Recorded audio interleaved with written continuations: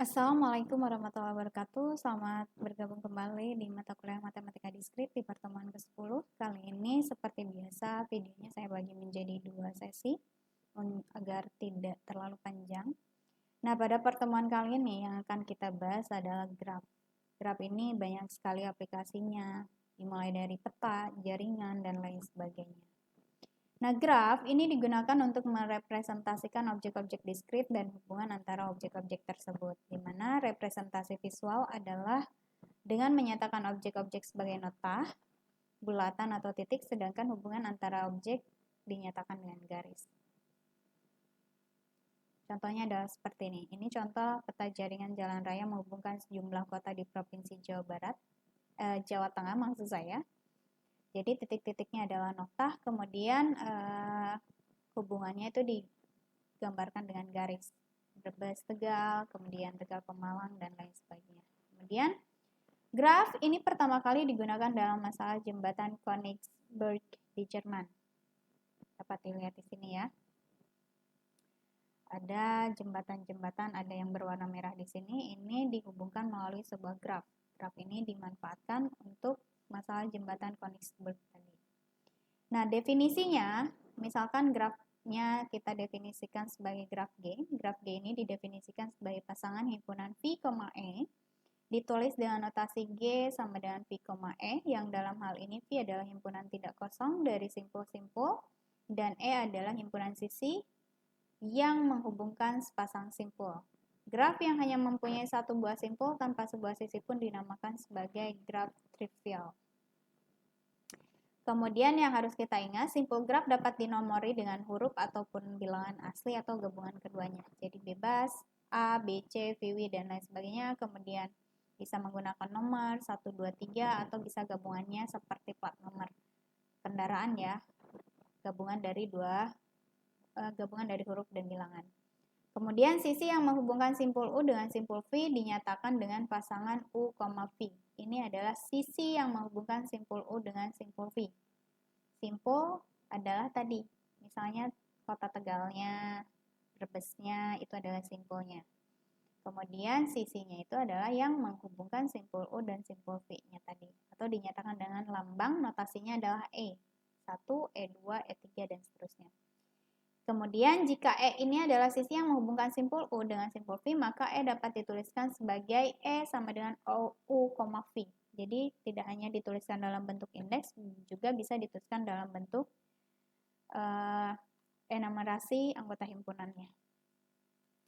Nah, G1 contohnya di sini untuk G1 di sini adalah graf dengan himpunan simpul V dan himpunan sisi E. V-nya adalah 1, ini simpul ya, simpul 1, 2, 3, 4.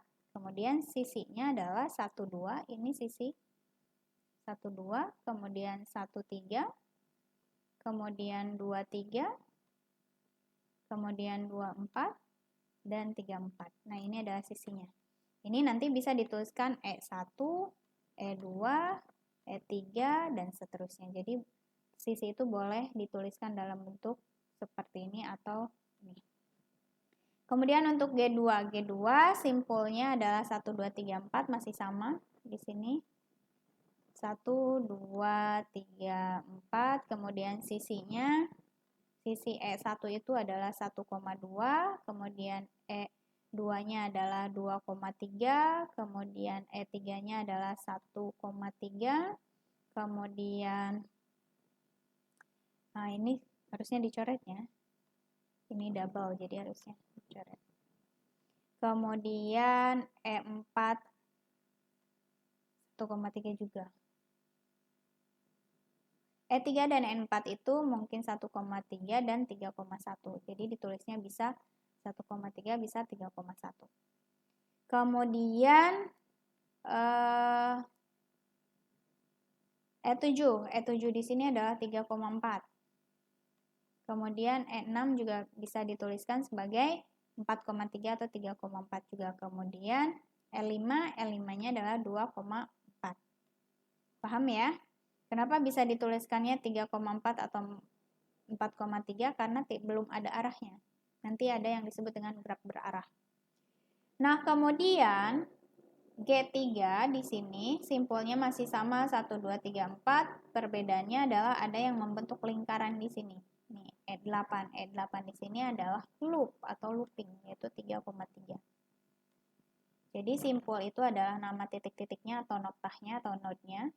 Kemudian kalau E itu adalah sisi-sisinya atau bisa dituliskan dalam bentuk simpul-simpulnya, anggota simpulnya. Nah, jenis graf itu dilihat dari ada tidaknya gelang atau sisi ganda dan juga bisa dilihat orientasi arah pada sisi. Jadi kalau dilihat ada tidaknya gelang atau sisi ganda, nanti ada yang disebut graf sederhana dan graf tidak sederhana. Kemudian kalau dilihat dari apakah ada arahnya di sisinya, arah panahnya, nanti dibedakan dengan graf tak berarah dan graf berarah. Untuk graf sederhana, graf yang tidak mengandung gelang. Jadi graf sederhana itu di sininya tidak ada looping seperti yang tadi contoh awal. Ini adalah graf sederhana. Jadi sisi pada pasangan tak terurut itu bisa dituliskan U, V atau V, U. Jadi tadi di contoh yang pertama kan ada yang 1,3-nya 2 kali, 1,3 2 kali ini sama, bisa ditulis 3,1 juga. Kemudian G, V, E terdiri dari himpunan tidak kosong, simpul-simpul, dan E adalah himpunan pasangan tak terurut yang berbeda yang disebut sebagai sisi.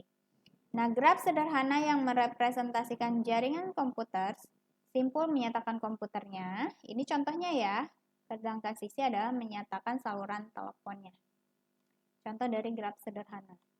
Kemudian graf tak sederhana itu yang ada gelangnya atau loopingnya, yang ini. Jadi ada gelangnya.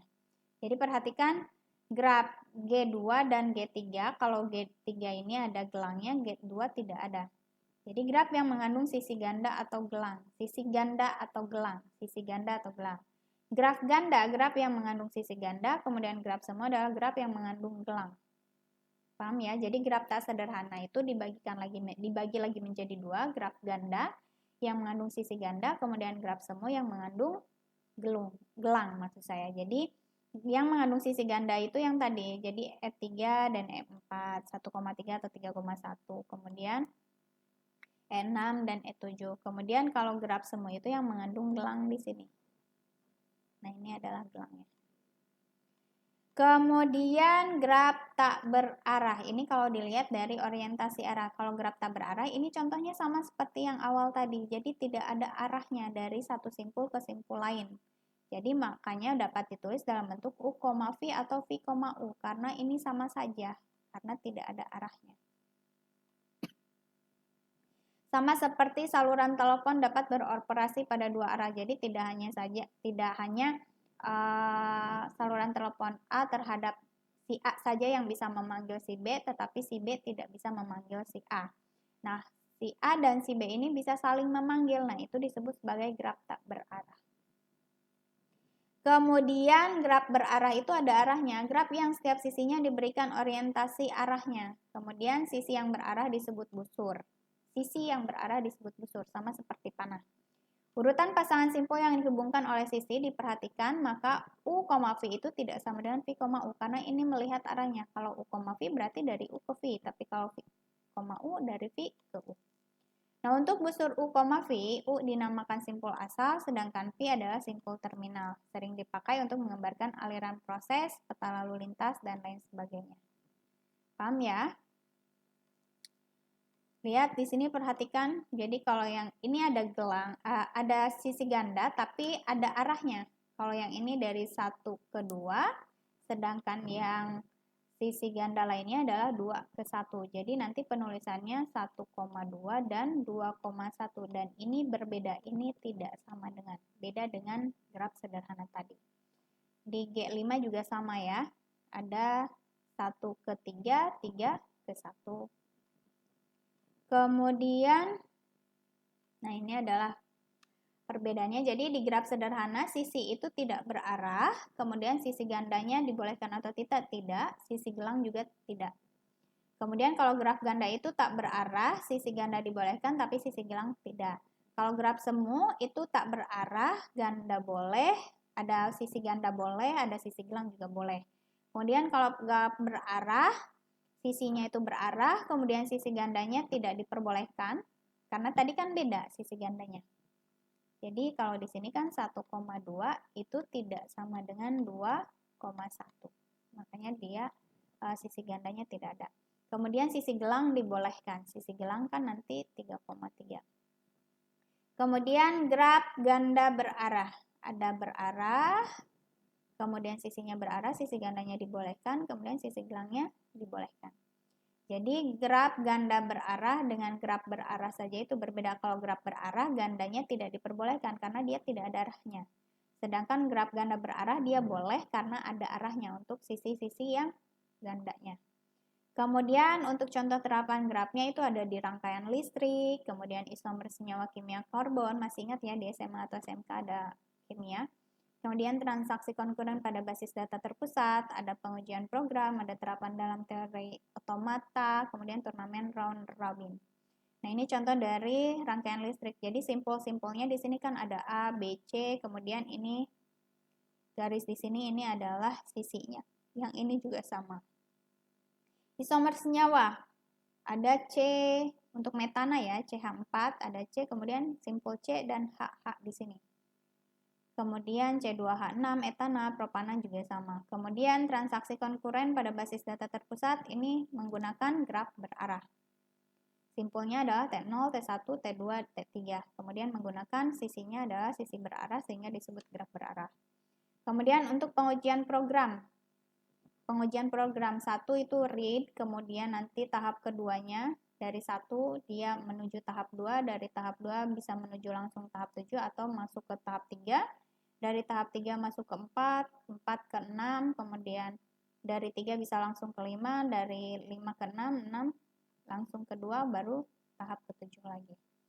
Nah, ini adalah contoh dari terapan graf. Kemudian terapan dalam teori otomata. Keterangannya di sini ya, ketika A ini adalah 0 sen dimasukkan, kemudian B ini adalah 5 sen dimasukkan, C 10 sen dimasukkan, D 15 sen dimasukkan. Nanti hubungan-hubungannya itu adalah sisi-sisinya dia menggunakan graf.